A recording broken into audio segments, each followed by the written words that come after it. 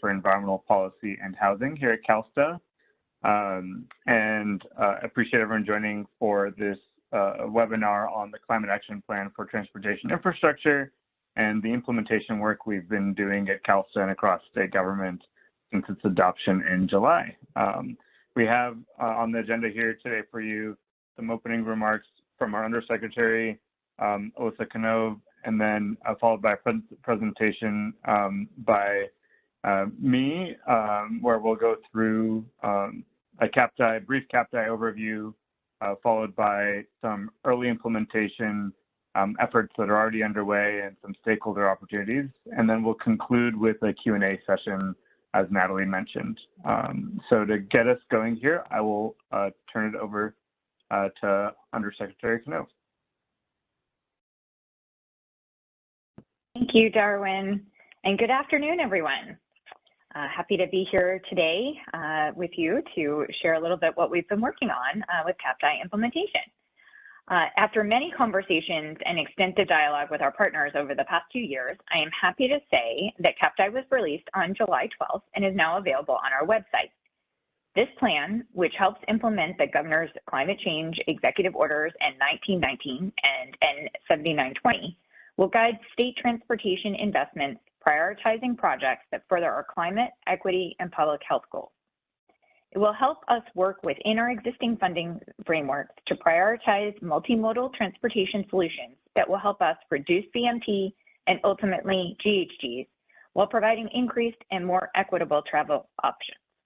It will also help us be more competitive in seeking federal funds from the Infrastructure Investments and Jobs Act, as CAPTI aligns with many federal priorities, in particular, increased funding for transit and rail and ZEV infrastructure. I want to thank all of our stakeholders for the many hours of engagement and very meaningful feedback you provided to help shape this incredibly important effort. There's no question that CAPTI is a paradigm shift for transportation planning in California, but a very timely and necessary one given the threat of climate change and the large inequities many communities face. Since the July release of the document, we have been working diligently with our state agency partners on implementation of the various actions. Today, we want to share with you some of our early successes on implementation. We will be highlighting future opportunities for engagement and implementation on the various actions and providing a bit more detail on our plans for tracking and reporting our progress. After the presentation, we are happy to take any questions you may have about our efforts, and we look forward to partnering with you as we continue CAPTI implementation. Thank you again for being here today and for taking time to hear our update. And with that, I will turn it back over to Darwin to present on our efforts. Thank you.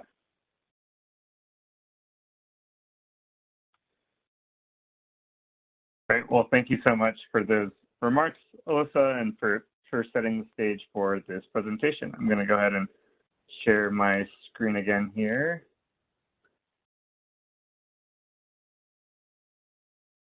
All right. Hopefully folks can see that. Alyssa, does that look good? Can you see that? All right. Thanks. Looks good. All right. Well, as mentioned earlier, in terms of just a brief overview of CAPTI, CAPTI was adopted on July 12th this year after about 2 years of extensive work with our various stakeholders and partners. The CTC then passed a resolution of support on August 18th. And since then, we've been working across transportation agencies as well as other state agencies on implementation. And that's mainly what we're here to talk to you about today. Just to give folks a brief overview and orientation to where CAPTI came from and how it was started. Back in September of 2019, the governor issued an executive order N1919, which directed CalSTA to leverage state transportation spending to help meet climate change goals. It, in particular, asked us to align planning and programming with the climate change scoping plan to work on reducing VMT by directing investments in ways that support infill, particularly, especially with housing near jobs, and to encourage people to shift from cars to other modes of travel by employing innovative strategies for congestion reduction. It also called called on us to fund infrastructure that encourages transit use, walking, and biking, and to do all of this while making sure we're mitigating on any increases in transportation costs incurred by lower income Californians. Specifically, the executive order called out $5 billion of transportation infrastructure funds that are where the California State Transportation Agency plays a role in either scoping, recommending, or selecting projects for funding. Those programs that make up that executive order are the ones listed here. These are obviously a diverse set of investments with a wide range of existing outcomes that we're working with here. And so what we aimed to do was to take that executive order and create an implementation plan, which is what CAPTI is. And we did so by creating a holistic framework for aligning state infrastructure investments with our climate, health, and equity goals built on the existing foundation of the Fix It First approach established in SB1. And so what this means is we're very much working within the statutory bounds of the existing programs established in SB1 and ones that even predate SB1 to find opportunities to maximize outcomes for climate, health, and equity in the projects that we prioritize and fund. And so to do this, we propose through CAPTI a suite of proposed changes to transportation planning, programming, and mitigation activities to align with what we're calling the CAPTI framework, which we'll go over here in a bit. And as we do all of this, we've been striving to ensure that all areas of the state can benefit from these changes and have incorporated elements into the document to acknowledge that a range of solutions in different contexts are needed to be able to help meet our climate, health, and equity goals. The framework itself is made up of 10 guiding principles that help create a vision for how transportation investments should be prioritized. And then there are 8 strategies and 30 specific actions outlined for areas of work that we're undertaking. And that's where I'll be focusing today in terms of giving you some updates on the implementation of those actions and upcoming opportunities for engagement on the work that we're doing. So just a very quick overview of the framework itself. So the CAPTI framework includes, as I said, 10 guiding principles. 3 of those are directed at, what type of infrastructure do we really want to focus on investing in? And those are these 3.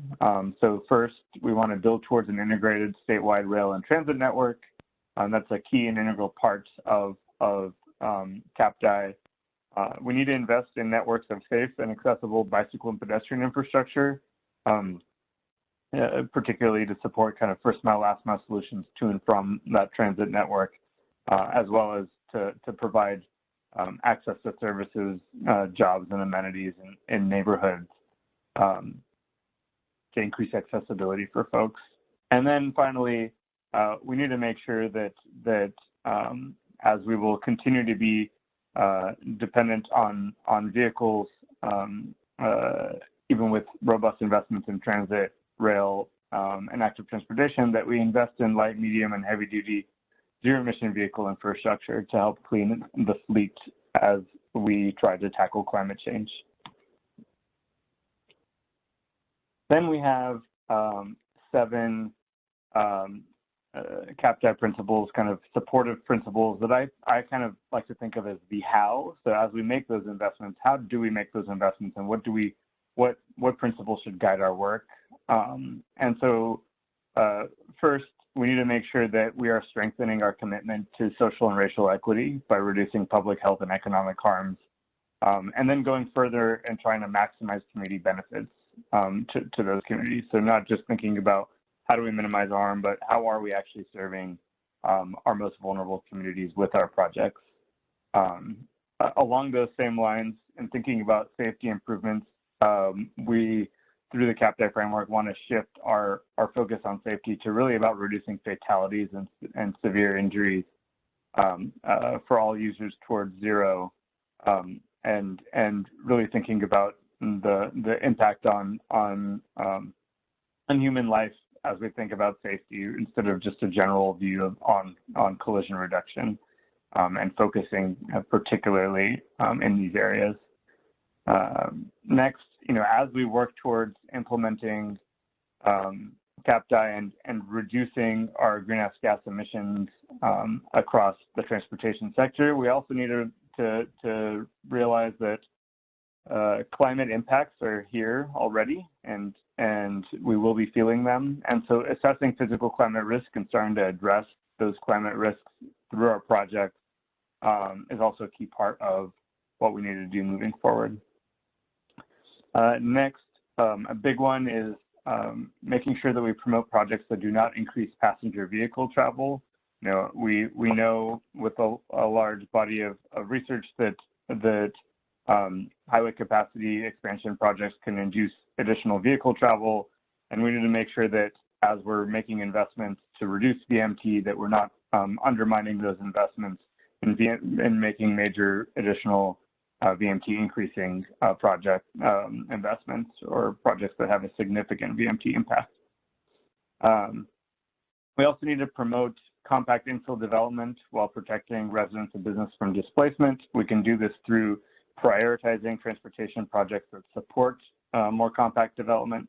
The flip side of that, we need to make sure we're not investing in transportation projects that have the ability to erode or convert our natural and working lands, and we need to work towards protecting those lands with our investments and being thoughtful about our impact of our investments on different land uses. And then finally, we need to work towards developing a zero-emission freight transportation system. So, goods movement obviously plays a huge role in a lot of the investments that we make, and thinking about goods movement as a network and what's needed for that network from a zero-emission and clean transportation perspective is going to be key moving forward. CAPTI also, in its final version, adopted a approach to highway, or describes an approach to highway expansion moving forward. And our approach here that we outline is really about communicating that we're no longer going to look at highway expansion when we're scoping new projects as the default solution that we go to. We need to really be thinking from a more holistic nature about scoping projects with climate, health, and equity in mind, and thinking about the best long-term solutions. And we'll often find that highway capacity may not be that best long-term solution when we think from that lens. Along those lines, we want to take a people-first approach with a renewed focus on providing access and options and safety for all Californians in the types of investments we put forward. But we also acknowledge that our approach to highway capacity expansion is not a one-size-fits-all approach.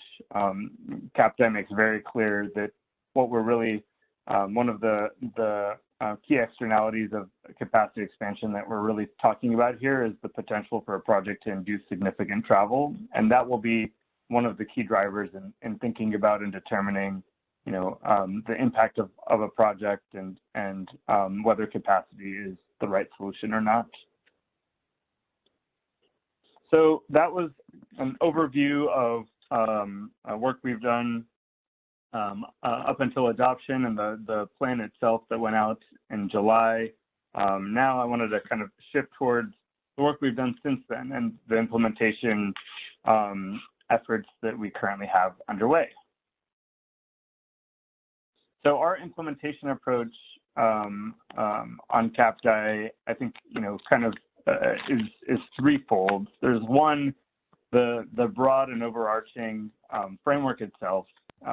We hope will drive decision-making at CalSTA and across agencies and state government. We really kind of view the guiding principles and the framework as broadly applicable, and one that we can learn from, even beyond thinking about the specific actions in this plan and trying to apply it to our decision-making and thinking more broadly.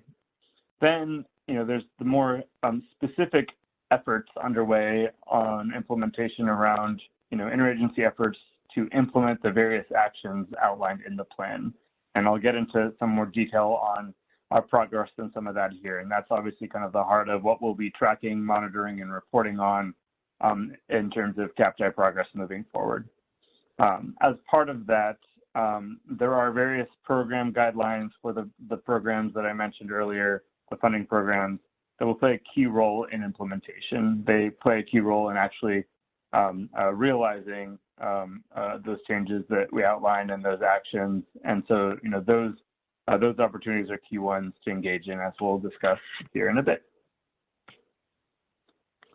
So in terms of tracking our progress and reporting out to you all, today, as I mentioned, we're highlighting some of those opportunities for engagement and early successes.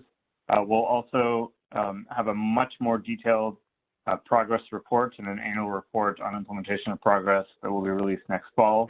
We do anticipate various touch points between now and then with our stakeholders, not just through the specific actions, but also kind of broad ones like this and opportunities as they may arise and as needed. But that CAPTI annual report next fall will be a key milestone as we reflect on the first year of the plan. So now getting into some of the highlights of the work we've done so far. So our first kind of early example of implementation that I wanted to highlight is around the 2022 Interregional Transportation Strategic Plan, the ITSP, and the ITIP, the draft ITIP that came out in October. So the newest ITSP incorporated CAPTI-aligned scoring criteria, as well as aligning the entirety of the document to the CAPTI framework.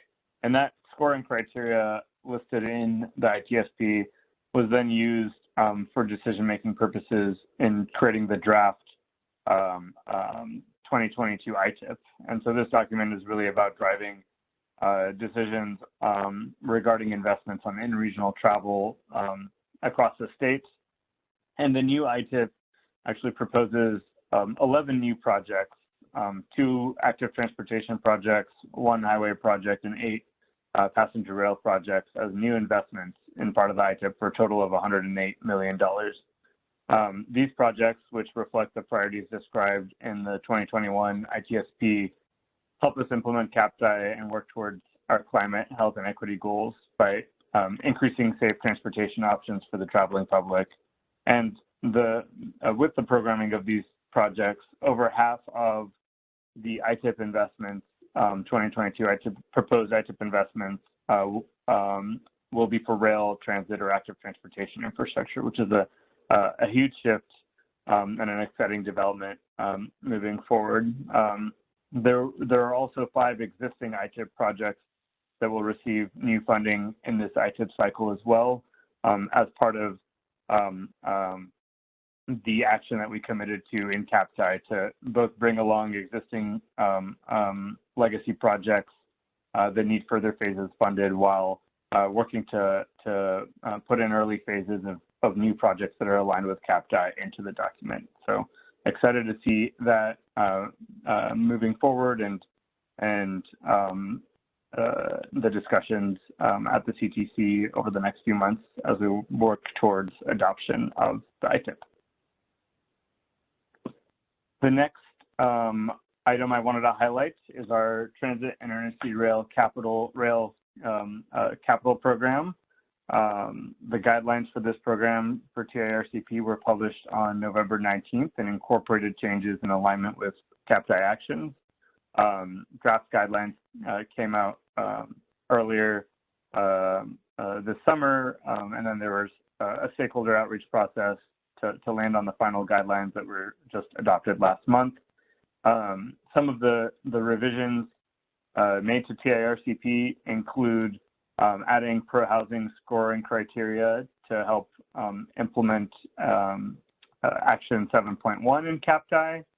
There were also some changes made to help encourage CAL-ITP implementation, or that's the California Integrated Travel Program, which is mentioned in Strategy 2.1. There were also updates made to encourage zero-emission transit and rail fleet considerations in projects, in the TIRCP program, and that's to implement strategy 2.3. So we're really excited about the new additions to the TIRCP program. I think it strengthens the program moving forward and helps implement CAPTI. Next, some early examples of implementation with work at the CTC. Guideline update workshops for the Solutions for Congested Corridors program and the Trade Corridor Enhancement program have included proposed changes to guidelines in alignment with CAPTI as part of the discussions, ongoing discussions going on there on updating the guidelines.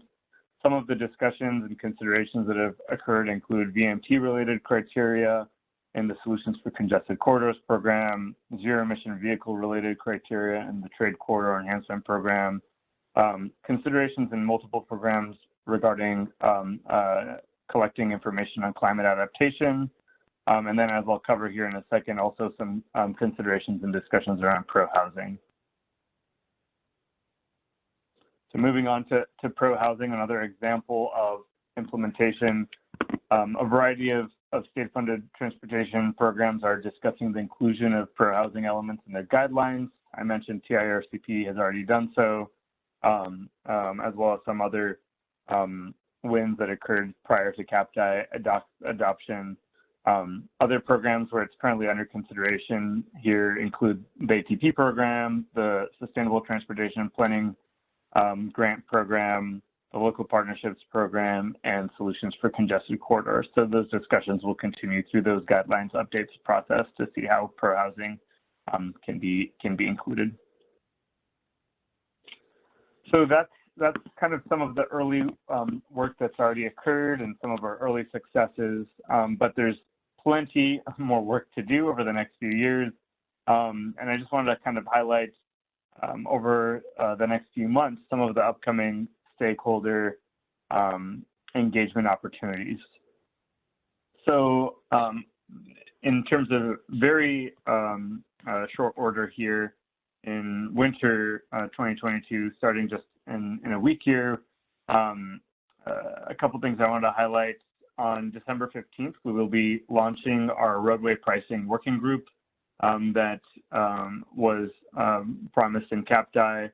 CalSTA is working with Caltrans to convene over 45 stakeholders from state, local, and regional governments, as well as the nonprofit sector, labor, and business to help provide recommendations for equitable roadway pricing implementation. So this is really kind of a practitioner level working group that will be working on thinking about what the role of state leadership is and how we can support local and regional governments as they work towards roadway pricing efforts. And this will be very much is distinct from but coordinated with the road user charge effort happening here at the state level as well. On December 16th, the CTC will be hosting SD1 program equity-focused workshops. So the CTC will share ideas on better integrating equitable outcomes in SD1 competitive programs and invite feedback on these ideas or additional ones in order to open dialogue with stakeholders on these issues. So that's an exciting opportunity for stakeholders, if you are not yet aware, to tune into that discussion. We are also going to be launching an anti-displacement subcommittee as part of our state interagency housing and transportation working group.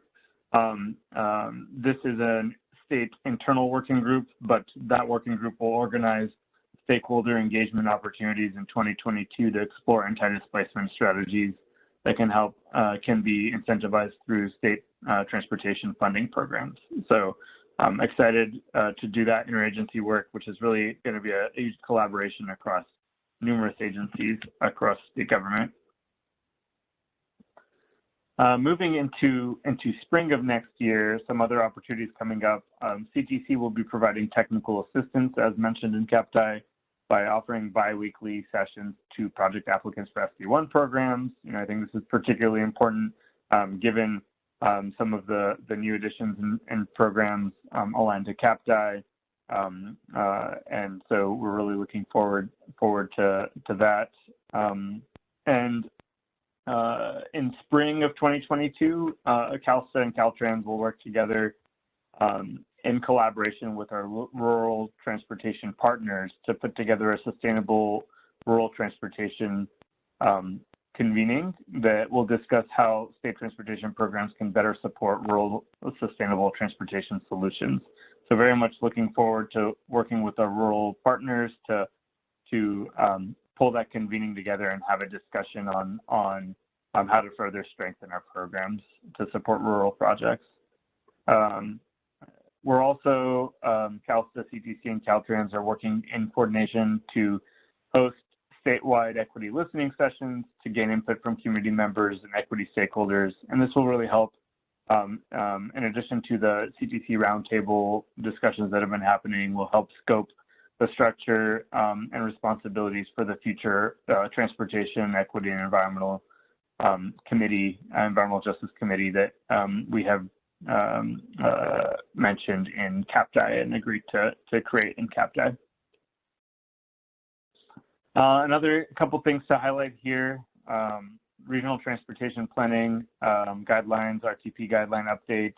The next RTP guideline update will explore the topic of land conservation. This was listed in CAPTI as an action, and there'll be a stakeholder process tied to that to give input.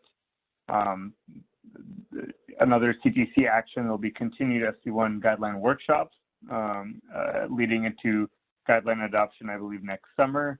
So those discussions on CAPTI elements will continue. And then all of this, I think, we hope to summarize some of the efforts we've made and progress we've made in our annual report that I mentioned at the onset next fall. So please stay tuned for that. And with that, I thank you all for tuning into this presentation. We're going to now shift over to a Q&A panel, and I will turn it over to Tony.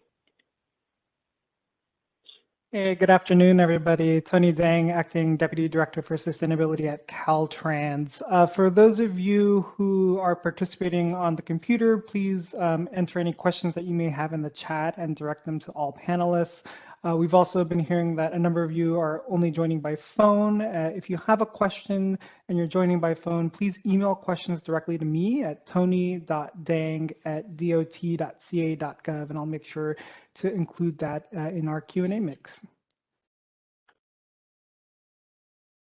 And we're also joined by Matthew Yoscott at the CTC, so I'll turn it over to Matthew to introduce himself. Yeah, thanks, Tony, and thank you, Darwin, for both inviting me today. Matthew Yoscott, the Deputy Director for SB1 Programming at the California Transportation Commission. I'm just here to answer any questions or provide any clarification if anything arises for the I shouldn't just say SB1 programs, but any of the programs under the purview of the Commission. So thanks for hosting this and inviting me.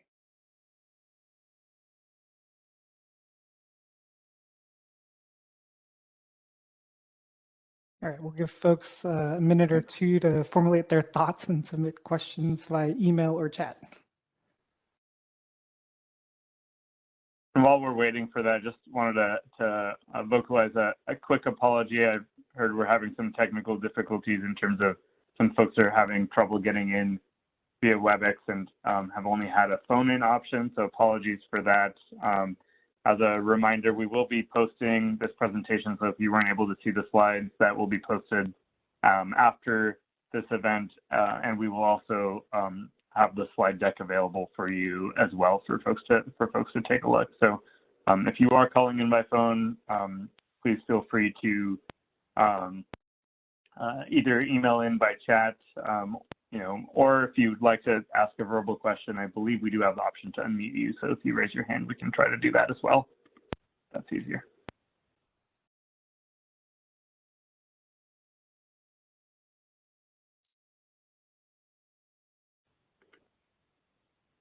Natalie, do we know how folks raise their hand when they're calling in, what the number is? If not, no worries. But No, sorry. I'm actually working with IT right now, trying to get a way for everyone to be able to access the meeting. Great, thanks. Any questions? I'm not seeing anything in the chat and nothing via email at this moment. All right, we'll give it another minute or two before we conclude.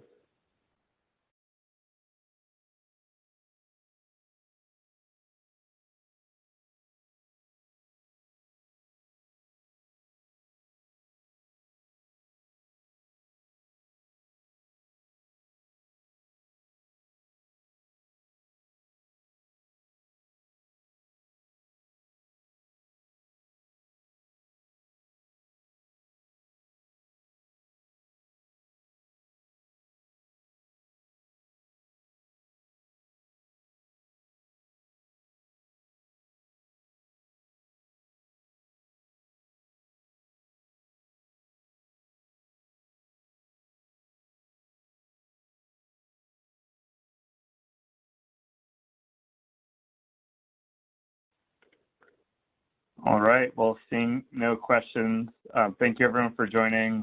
Again, we'll be posting this presentation. If you do have additional questions, please feel free to email us at our CAPTI email address. I'll put that up real quick here for folks to be able to see at capti@calsta.ca.gov. Thank you again for joining. Have a happy holidays. Thanks. Thanks, everyone. Happy holidays.